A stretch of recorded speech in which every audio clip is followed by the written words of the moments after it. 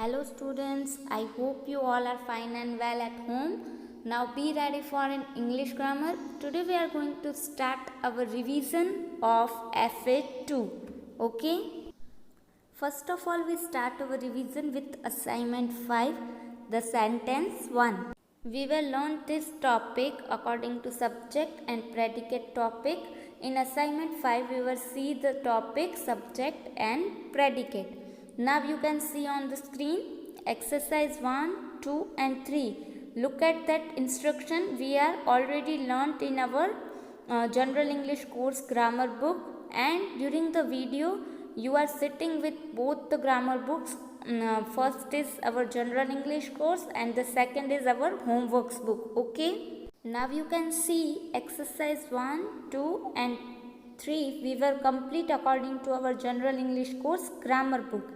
And you can see now extra exercise homework जो मैंने आपको दी रखी है और आपने लिख भी ली होगी. Exercise 1, underline the subject in each of the following sentences. First is the weather was hot. Now what is the subject in this sentence? The weather. And the second is she open the door. Now tell me what is the subject? She. Yes, so आपको she के नीचे underline करना है. Third one is the neighbour looked out the window. What is the subject? The neighbour, so आपको neighbour के नीचे underline करना है.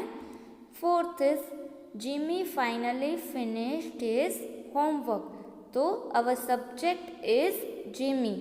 Next is my dog comes to me. What is the subject? My dog. And the last is his mother surprised him. His mother is our subject. यहाँ पे मैंने जो भी सब्जेक्ट थे उसके नीचे अंडरलाइन कर लिया है. ये हमने देख लिया है पर आज हम उसे रिवाइज भी कर लेते हैं. अब जो 2 असाइनमेंट मैंने आपको होमवर्क में नहीं दी है उसका भी हम रिवीजन आगे देखेंगे. So be ready for it. Now we will see more exercise for our revision. So read the following groups of words and write S in brackets against those that are sentences. Also put a full stop at the end of each sentence. ये exercise हमने already देख ली है पर revision है इसलिए हम कुछ new exercise भी देखेंगे.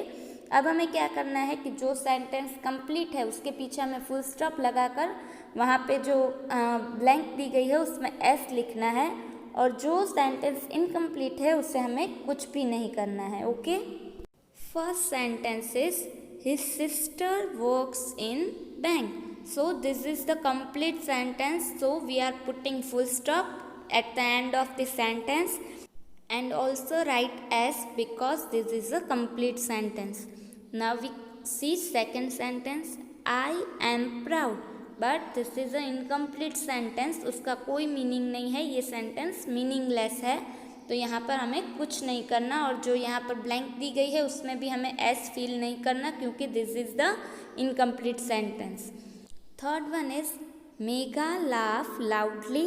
अब इसका मीनिंग होता है मेगा ज़ोर से हंस रही थी. तो this is a complete sentence and meaningful sentence. तो we are putting full stop at the end of the sentence and we will write S against it.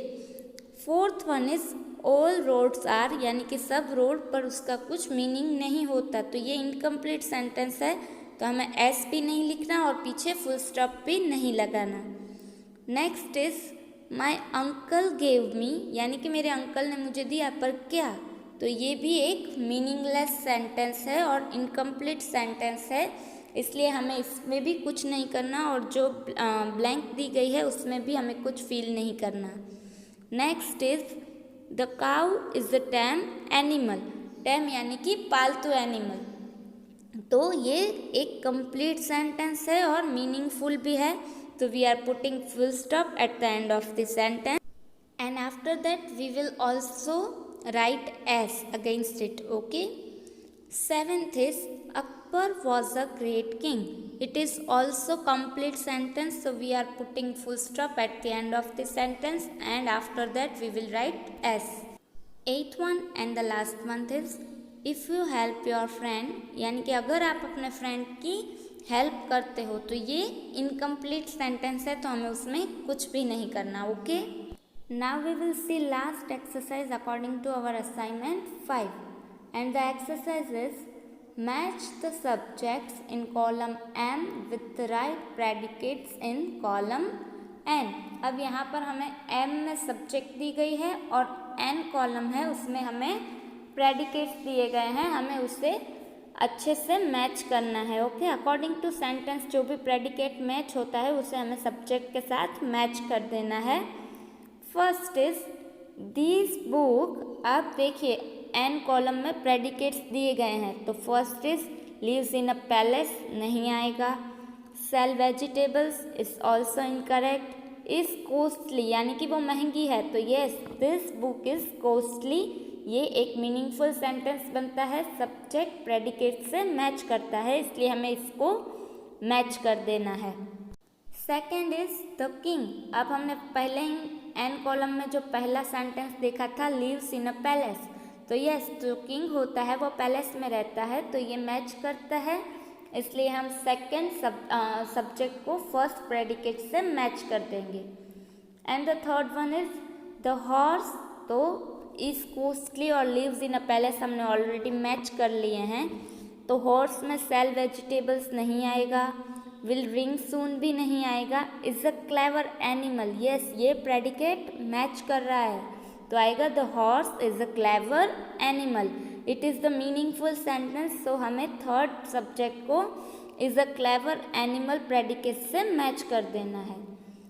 Fourth one is green grocers, यानी कि वो क्या करेंगे, vegetable cell करेंगे. तो यहाँ पे अकॉर्डिंग टू सब्जेक्ट कोई प्रेडिकेट है, yes the second predicate is match with this, so हमें मैच करना है, तो बनेगा green grocers sell vegetables. Fifth is milk. तो अब हमारे पास दो प्रेडिकेट है, विल रिंग सून और इज अ नरिशिंग फूड. तो milk is a nourishing food, ये एक मीनिंगफुल सेंटेंस बनता है, तो हमें मैच कर देना है.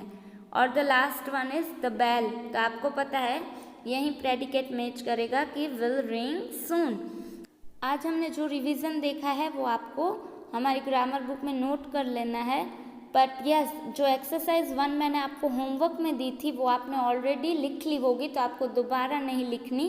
पर अगर आपने नहीं लिखी तो आज आप लिख लीजिएगा. पर जो ये सेकंड और थर्ड एक्सरसाइज थी according to our grammar book, जो मैंने आपको रिवीजन के थ्रू करवाई है वो न्यू है, तो आपको वो कंपलसरी लिख लेनी है.